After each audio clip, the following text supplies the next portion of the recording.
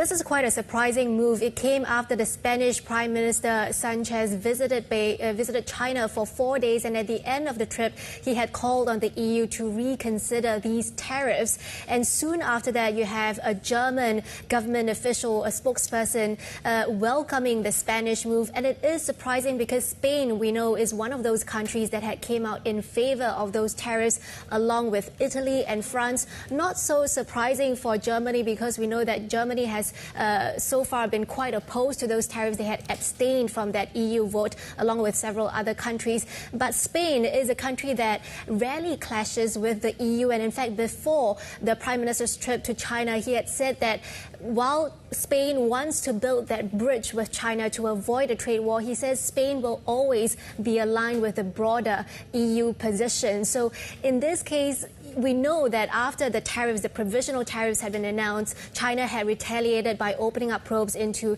EU brandy, dairy products and pork products. And Spain just so happens to be the biggest pork product exporter from the EU. They sold $1.5 billion worth of pork to China last year and $50 million worth of dairy products to China last year.